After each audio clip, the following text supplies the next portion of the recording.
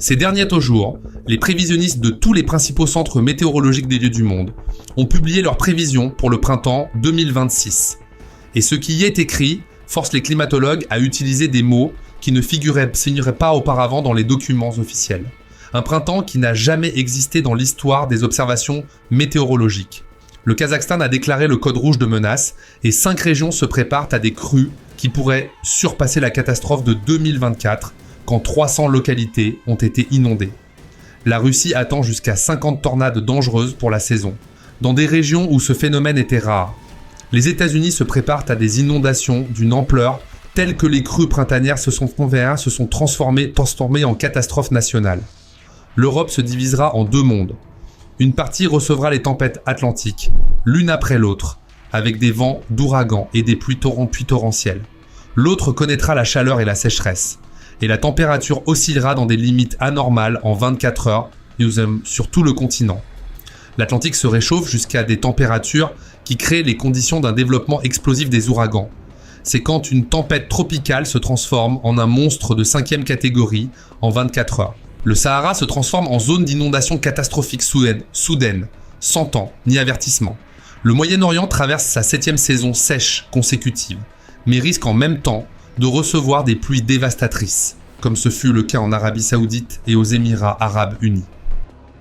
Dans ce matériel, nous examinerons ce qui est exactement prévu pour chaque région de Russie, d'Europe, d'Asie et d'Amérique pour mars, avril et mai. Pourquoi les prévisionnistes appellent-ils ce printemps un moment décisif ? Quelles zones sont en zone de risque critique d'inondation ? Où attendre des tornades et des vents d'ouragan ? Dans quelle région la température changera-t-elle de 30 degrés en 24 heures ? Pourquoi la transition de la Niña à El Niño et l'effondrement du vortex polaire créent-ils la tempête parfaite pour le chaos climatique ? Comment les systèmes météorologiques lents transformeront-ils les pluies ordinaires en crues catastrophiques ? Et le plus important, ce qui se cache derrière ces prévisions et pourquoi les climatologues avertissent que chaque printemps suivant sera encore moins prévisible que le précédent. Les 11 dernières années consécutives battent des records de température chaque année, sans exception. 2024 est devenue l'année la plus chaude de toute l'histoire des observations depuis 1850. Pour la première fois, la température moyenne mondiale a dépassé le niveau pré-industriel d'1,5 degré et 2025, selon le Centre européen, est déjà la 3e année la plus chaude consécutive. Les scientifiques utilisent un terme qui ne figurait pas auparavant dans les rapports officiels, l'effondrement climatique. Et le printemps 2026 pourrait être le moment où cela cessera d'être une métaphore. Voici ce qui s'est passé au cours des 3 derniers mois. En février, la glace de mer aux 2 pôles a atteint un minimum depuis le début des observations par satellite. L'Arctique a enregistré la 2e année la plus chaude de l'histoire, l'Antarctique aussi. Les anomalies de température en Asie centrale, dans le nord-est de l'Atlantique et en Europe du Nord-Ouest ont battu tous les records imaginables. Et voici la principale découverte qui a bouleversé la compréhension des scientifiques sur la vitesse des changements. Le vortex polaire, une gigantesque zone de basse pression au-dessus de l'Arctique qui retient l'air froid au nord, s'est effondré en février 2026. Le réchauffement stratosphérique a détruit sa structure. L'air arctique s'est déversé vers le sud, atteignant des latitudes où on ne l'avait pas vu depuis des décennies. Aux États-Unis, des bombes cycloniques ont frappé. Intensification explosive, des tempêtes directement au large des côtes. La température chutait de 30 degrés en 24 heures. Mais le paradoxe est que ce froid est une conséquence directe du changement climatique. L'Arctique se réchauffe 4 fois plus vite que le reste de la planète. La différence de température entre l'équateur et le pôle se réduit. L'air froid s'échappe vers le sud, l'air chaud perce vers le nord. Le climat ne se réchauffe pas simplement, il devient imprévisible. La Russie s'est retrouvée au centre même de ce chaos. Le pays se réchauffe 2,5 fois plus vite que le rythme moyen mondial. Si la température mondiale a augmenté d'environ 1 degré au cours des 100 dernières années, en Russie c'est presque 2. Les chiffres des données officielles de Roshydromed montrent l'hiver s'est raccourci d'1 semaine et demie en 30 ans. Le printemps arrive plus tôt, mais est devenu brusque et anormal. Le nombre de phénomènes météorologiques dangereux a été multiplié par 3 ou 4 au cours des 20 dernières années. Selon l'Organisation météorologique mondiale, en 2024, 152 événements extrêmes sans précédent ont été enregistrés. Globalement, Des événements qui sortent dans du cadre de la norme historique. L'Europe a connu 114 cataclysmes météorologiques inhabituels et 75 sans précédent, rien que l'année dernière. Et voici ce qui fait le plus peur. Les scientifiques ont découvert un signe qui indique l'approche d'un point critique. La température de la surface des océans bat des records. La mer Méditerranée se réchauffe 2 fois plus vite que la moyenne mondiale. Ce n'est pas simplement de l'eau chaude, c'est du carburant pour les tempêtes. Chaque degré de réchauffement augmente la quantité d'humidité dans l'atmosphère de 7%. Cela signifie des pluies plus intenses, des inondations plus fortes et des ouragans plus destructeurs. Février 2026 a montré comment cela fonctionne en pratique. La Niña s'est terminée. Un mouvement rapide vers El Niño a commencé. D'ici l'été, on prévoit son plein développement. Cette transition crée des conditions idéales pour le chaos météorologique. Tempêtes se déplaçant lentement, oscillations de température, sécheresse dans certaines régions et inondations dans d'autres. Et tout cela simultanément. Voici le mécanisme concret de ce qui se passe. Le courant G a ralenti. Les systèmes météorologiques N3C restent bloqués au même endroit pendant 3 à 5 jours, au lieu d'avancer. Résultat, une région reçoit la norme de précipitation d'une semaine en 24 heures. Une autre ne voit pas de pluie pendant des mois. Les climatologues appellent cela des ondes figées dans l'atmosphère. Et le printemps 2026, selon toutes les prévisions, sera le moment où ces ondes atteindront leur pic. Le rythme des changements est trop rapide pour l'adaptation des écosystèmes.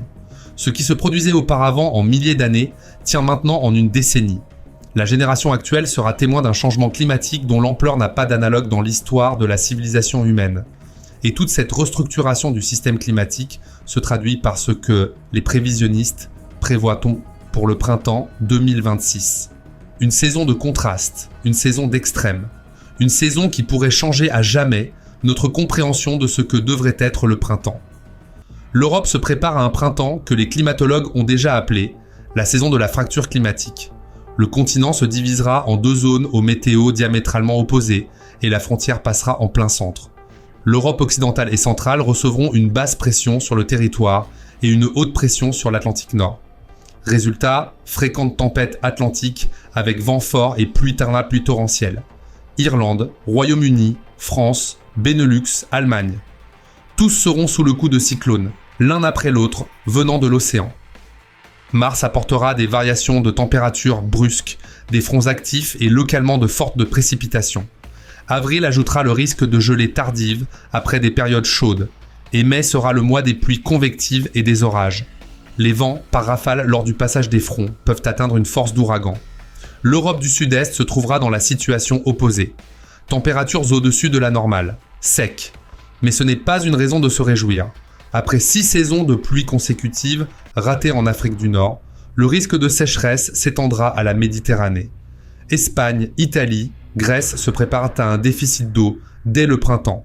Même les Alpes recevront leur part de météo extrême. Mars-avril, danger d'avalanche critique.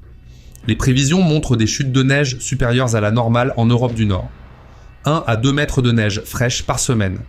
Les stations de ski ferment, non pas par manque de neige, mais à cause de son excès et de l'imprévisibilité du déclenchement des avalanches. Les champs flégréens en Italie, à l'ouest de Naples, ajoutent de la nervosité. Le 18 février, 550 tremblements de terre ont été enregistrés en 24 heures. Écoles fermées, autorités en état d'alerte maximum, activité volcanique en hausse, et personne ne sait ce qui se passera au printemps, quand la pression atmosphérique commencera à changer brutalement. La Russie aura un mars froid prolongé, avec une couverture neigeuse élevée, un avril anormalement chaud, avec risque d'inondations massives. Mais avec oscillation de température et forte activité orageuse. 30 à 50 tornades dangereuses dans le pays, grêle jusqu'à 7 cm, gelée de retour après la floraison, inondations sur les rivières de Russie centrale et de l'Oural, le Kazakhstan et l'Ukraine, risque critique d'inondation en mars-avril, variation de température brusque, chaleur précoce en mai, tornades lors de la rencontre de fronts chauds et froids, tempêtes de poussière en mars-avril dues à la désertification. Les États-Unis entrent dans le printemps après l'effondrement du vortex polaire avec des prévisions tout à fait concrètes, et elles ne sont pas rassurantes. La principale menace, les inondations. De nombreux experts appellent en cela le danger principal du printemps 2026. Les tempêtes se déplaçant lentement produiront des quantités records de précipitations. Le mécanisme est simple et effrayant à la fois. Beaucoup de neige est tombée en hiver. Au printemps, la fonte commencera. Plus les pluies printanières des tempêtes lentes. Les rivières ne pourront pas faire face. On se souvient de 2013, 2014 et 2023. À l'époque, les inondations printanières d'Avafa étaient devenues une catastrophe nationale. 2026 pourrait les surpasser. Les tornades Selling seront moins nombreuses qu'en 2025, quand 1559 tourbillons ont été enregistrés. Mais moins ne signifie pas sans danger. Les prévisionnistes avertissent, au lieu de tornades, le printemps apportera des ouragans avec des vents en ligne droite et des rafales destructrices. Les tempêtes se déplaceront lentement et couvriront un territoire pendant 3 à 5 jours. La sécheresse et les incendies obtiendront leur territoire. Sud-ouest des États-Unis, le déficit de pluie continuera et s'intensifiera. Régions intérieures de la région médio-atlantique, Appalaches du Sud, Sud-ouest intérieur, haute plaine du Sud. Risque élevé de grands incendies dès mars-avril. La Floride ne verra pas de pluie normale jusqu'à la fin du printemps. Risque d'incendie massif de broussailles. Le Canada partagera le sort des États du Nord. La basse pression sur le territoire laissera périodiquement passer l'air arctique vers le sud. Température normale ou inférieure netto à la normale dans le nord-ouest. Mais surtout, risque de tempête hivernale tardive en mars. Et maintenant, parlons des cyclones. La saison des ouragans de l'Atlantique commencera officiellement le 1er juin, mais les prévisions préliminaires sont déjà disponibles. 12 à 16 tempêtes tropicales, environ 6 ouragans, 3 à 4 ouragans intenses de catégorie 3 à 5. Voici ce qui rend ces chiffres menaçants. L'eau dans l'Atlantique Nord est anormalement chaude. La mer des Caraïbes est réchauffée. Les conditions sont idéales pour un développement explosif des tempêtes, quand une tempête tropicale se transforme en ouragan de 5e catégorie en 24 heures. De plus, les scientifiques avertissent de l'apparition de points chauds océaniques profonds dans la région de la mer des Caraïbes et des Philippines. Ces zones d'eau surchauffées sont capables de créer des cyclones dépassant la 5e catégorie en puissance. On discute même de l'introduction d'une nouvelle catégorie de classification, parce que ce qu'on a vu auparavant pourrait sembler un jeu d'enfant comparé à ce que préparent les océans surchauffés. Encore quelques mots sur ce qui sort déjà du cadre de toutes les prévisions et modèles maintenant, sur des phénomènes que les météorologues appellent être des anomalies climatiques d'un nouveau type. Les déserts ont commencé à être inondés. Ce n'est pas une erreur. Le Sahara, le plus grand désert chaud de la planète, se transforme en zone d'inondation catastrophique soudaine. Les dunes se sont couvertes de lacs temporaires. Les mêmes pays qui souffrent de sécheresse peuvent recevoir des inondations dévastatrices. Arabie Saoudite, Bahreïn, Émirats Arabes Unis en 2024 ont connu des pluies extrêmes et des crues soudaines. La neige en Arabie Saoudite en décembre 2025 ne semble déjà plus impossible. Le climat de la péninsule arabique se brise sous nos yeux. La grêle devient plus grosse.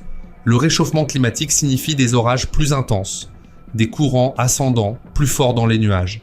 Les gouttelettes d'eau sont retenues plus longtemps. La taille des grêlons augmente. Mai 2025, Russie, région d'Orenbourg. Grêle de la taille d'une noix. Avril-mai 2026. Les prévisions incluent des grêlons jusqu'à 5 à 7 cm de diamètre. Zone à risque, Russie centrale, Volga, Oural, Ukraine, Kazakhstan. Chaleur extrême à des moments inhabituels et dans des endroits inhabituels. Les prévisions pour mai 2026 incluent un début précoce de chaleur. Vague de plus 25 à 30 degrés dès mai pour le sud de la Russie, l'Ukraine, le Kazakhstan. Et le Moyen-Orient se prépare à de nouveaux records de température en avril et mai. Et chaque période de chaleur augmente le risque de formation de tornades lors du prochain front froid. Tourbillon de feu. Avril, mai 2026. Risque lors d'incendies de steppes et de forêts dans le sud de la Russie et au Kazakhstan. Conditions, chaleur intense, sécheresse, vent, orage, sans pluie. Le printemps 2026, c'est l'effondrement du vortex polaire avec des conséquences prolongées. C'est le courant jet ralenti avec des systèmes météorologiques figés. Ce sont les océans surchauffés, alimentant les tempêtes en énergie. C'est la glace arctique au minimum et la fonte rapide des glaciers. C'est le système climatique en état de restructuration.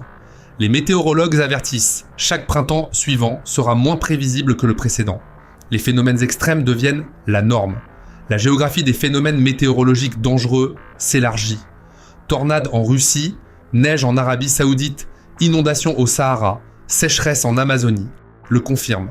C'est pourquoi le printemps 2026 ne sera pas un simple changement d'hiver en été. Ce sera un test de résistance. C'est tout. Si cette vidéo était intéressante, likez et abonnez-vous à notre chaîne pour ne pas manquer les nouvelles vidéos.